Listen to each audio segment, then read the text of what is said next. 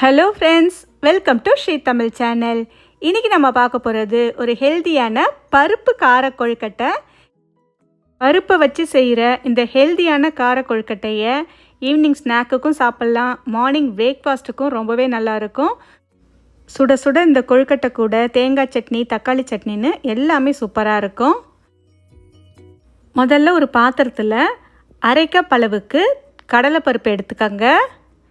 இது கூடவே அதே அளவுக்கு அரை கப் துவரம்பருப்பு.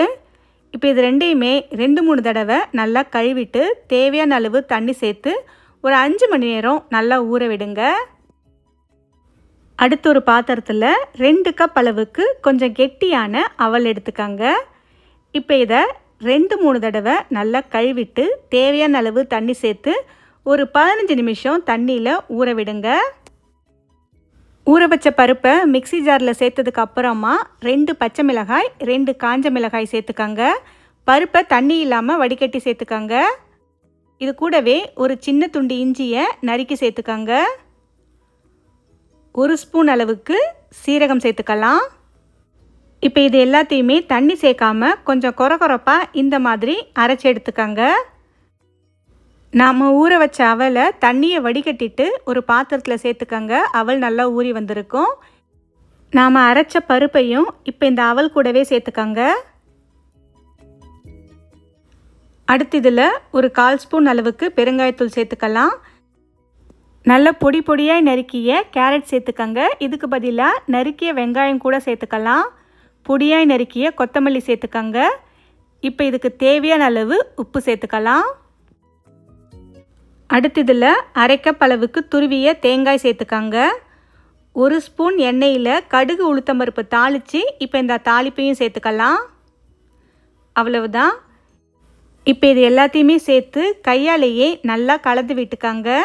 உப்பு எல்லா பக்கமும் பரவுற மாதிரி கலந்து விட்டுக்கலாம். ஒரு முறை நல்லா கலந்து விட்டதுக்கு அப்புறமா கொஞ்சமாக மாவெடுத்து சின்ன சின்ன கொழுக்கட்டையாக இந்த மாதிரி பிடிச்சு எடுத்துக்கோங்க.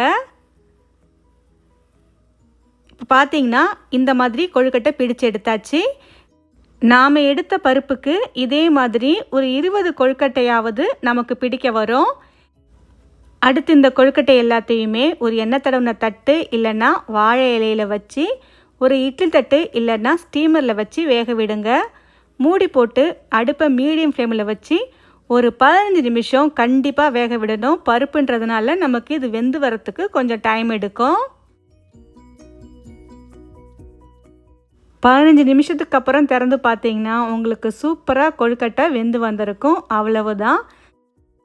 ரொம்பவே ஹெல்த்தியான பருப்பு கொழுக்கட்டை. நல்லா சுட சுட தேங்காய் சட்னி, தக்காளி சட்னி இல்லைன்னா சாம்பார் கூட சாப்பிட ரொம்பவே நல்லாயிருக்கும்.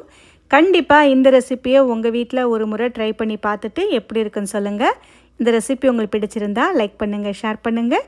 ஸ்ரீ தமிழ் சேனலுக்கு சப்ஸ்கிரைப் பண்ணுங்கள். தேங்க்ஸ் ஃபார் வாட்சிங்.